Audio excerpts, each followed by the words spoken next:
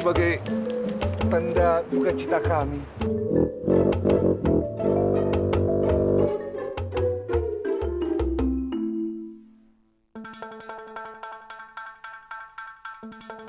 Dari dulu, suami saya tidak pernah mau menerima uang sepeser pun dari Bapak Jailani.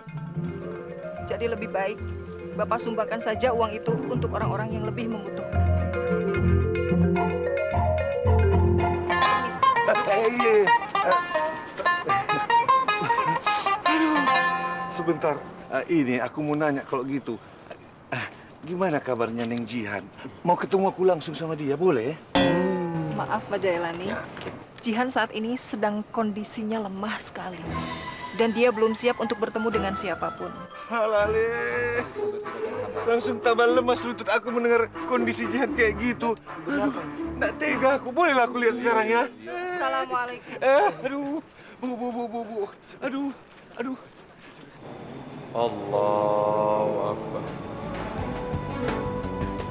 Allahu Akbar.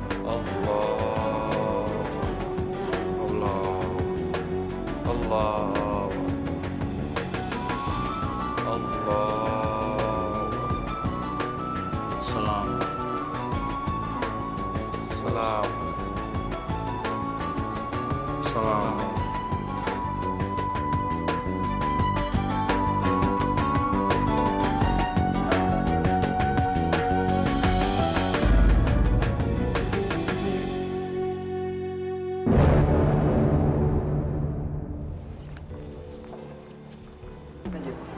Jihan, Apa yang baru Ustadz lakukan? kita baru selesai melakukan sholat goib untuk Haji Mail. Jadi kalian menganggap Abi sudah meninggal? Abi masih hidup. Abi belum meninggal, sampai sekarang aja jasadnya masih belum ditemuin. Oh, tidak seperti itu, Jihan. Kita ini sholat goib untuk Untuk apa? Untuk mendoakan orang yang meninggal tapi tempatnya jauh ya kan? Atau mendoakan orang yang meninggal tapi jasadnya belum ditemuin, iya kan? Jihan, sebenarnya manfaat dari sholat goib itu adalah Abi masih hidup. Abi masih hidup. Abi masih hidup. Nah, Ani bilang juga apa Ustadz? Sholat goib jangan dilakuin dulu. Pak Haji Mail kan belum jelas meninggal apa belum. Ini nih Jihan nih, si Ustadz ini nih, buru-buru aja. Mau kemana? Aduh, bagaimana sih? Astagfirullahaladzim. Oh, kampret nih si Abad nih. Apa dia nggak tahu tentang sholat goib apa? sebaiknya Ustazah Jihan Gak usah cari muka depan saya. Jangan ikut campur. Saya kecewa sama Ustadz.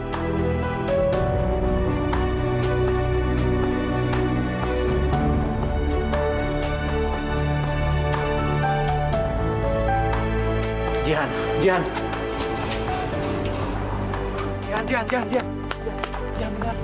Nggak ada yang perlu didengerin dan nggak ada yang perlu dijelasin. Semua udah jelas.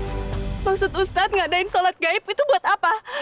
Karena Ustadz pengen dan Ustadz yakin kalau Abi udah meninggal, iya kan? Masya Allah, Jihan, tidak seperti itu. Ana mengajak para santri untuk sholat gaib adalah agar apapun yang terjadi pada Haji Mail mendapatkan jalan Allah. Kita semua di sini mendoakan yang terbaik untuk beliau. Semoga beliau tetap selamat.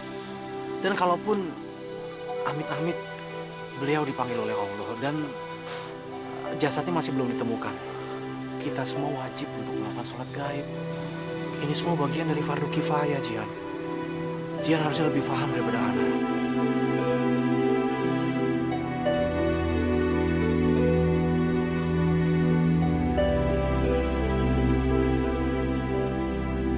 Astagfirullahaladzim. Maaf Ustadz. Aku takut Abi. Aku takut Abi. Abi. Ana mengerti, Jihan. Kamu yang tabah ya. Abi. Insya Allah beliau masih hidup ya. Amin.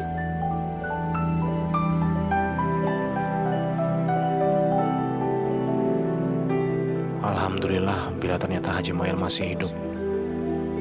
Tapi itu berarti kita akan berpisah selama-lamanya, Jihan.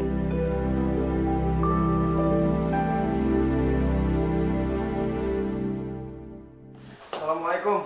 Ya, waalaikumsalam. Bu Haja, Ada apa ya Ustadz? sebaiknya Bu Haja keluar aja Bu Haja. Oh, ya udah. Yuk. Tenang Pak Ustadz. Pokoknya ada satu orang. Jangan khawatir. Ustadz Solihin, Ustadz Abdul Rosid, ibu-ibu, bapak-bapak, ada apa ini? Apa ada berita tentang suami saya?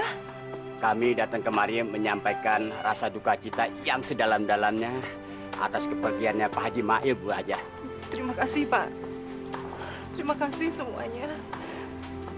Tapi sampai hari ini saya belum dapat kabar mengenai keberadaan suami saya. Kita semua di sini berdoa.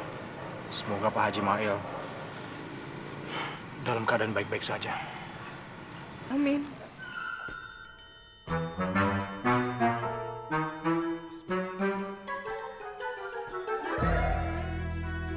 Ya Allah, saya sungguh minta ampun padamu ya Allah. Ya Allah, izinkan saya untuk menyampaikan pesan kebenaran ini.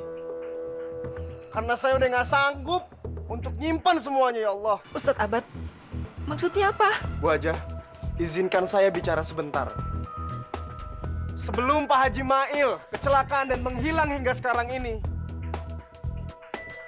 Haji Mail sempat berpesan kepada saya. Haji Mail sempat menelpon saya bahwasanya tolong Ustadz Abad awasi kedua Ustadz dari Kairo itu. Ustadz itu Ustadz Abdul Rosid dan Ustadz Solihin. Karena kenapa? Karena kedua Ustadz dari Kairo inilah yang harus bertanggung jawab atas kecelakaannya Pak Haji Mail. Haji Mail sempat berpesan kepada saya. Haji Mail sempat menelpon saya bahwasanya tolong Ustadz Abad awasi kedua Ustadz dari Kairo itu. Ustadz itu Ustadz Abdul Rosid dan Ustadz Solihin. Karena kenapa? Karena kedua Ustadz dari Kairo inilah yang harus bertanggung jawab atas kecelakaannya Pak Haji Mail. Astagfirullahaladzim ya Allah, maafkan Ustadz Abad. Suzon sekali sama Ana. Astagfirullahaladzim. Ustadz Abad, tidak boleh menuduh sembarangan tanpa bukti. Saya memang tidak punya bukti. Tapi semua warga di sini harus ingat, banyak kejadian-kejadian aneh yang terjadi ketika kedua Ustadz ini masuk dalam pesantren ini. Astagfirullah, maafkan Ustadz Abad ya Allah. Astagfirullah. Lalu ada polisi yang kesini, datang ke tempat suci ini mencari buronan. Dan banyak pencuri-pencuri yang masuk ke pesantren ini sejak kapan? Sejak kedua ustadz-ustadz dari Kairo ini datang ke pesantren ini. Lalu datang penjahat-penjahat, bandit-bandit datang ke pesantren ini sejak kapan? Sejak nih ustadz-ustadz dari Kairo ini datang kemari. Maaf Ustadz Abad. Kalau saja kalimat tadi tidak keluar dari mulut Ustadz, mungkin yang mengucapkannya saya pukul. Saya masih menghargai Ustadz Abad sebagai Ustadz. Apakah Ustadz Abad lupa? Kalau Ustadz yang berbuat, yang menginjak-injak warga kecil seperti saya ini. Waktu saya kesulitan, saya pinjam uang diberikan bunga yang begitu besar. Demi melunasi utang saya sampai gelap mata. Hampir-hampir saja saya menjual anak gadis saya. Astagfirullahaladzim. Lantas siapa yang membela saya? Kedua ustadz ini. Siapa? Siapa? Mereka. Ustadz Solihin sama Ustadz Abdul Rasid. Ingat, ketika mereka berdua pergi ke diskotik dangdut. Hah? Betul. Ya, sekarang diskotik sudah ditutup. Gara-gara dua ustadz ini. Betul itu, Ustaz. Maaf Ustadz Abad, saya emang bukan orang yang pintar agama. Mungkin di mata Ustadz Abad, Ustadz Solihin dan Ustadz Abdul Rosid adalah penjahat atau buronan. Tapi di mata kita, mereka tetap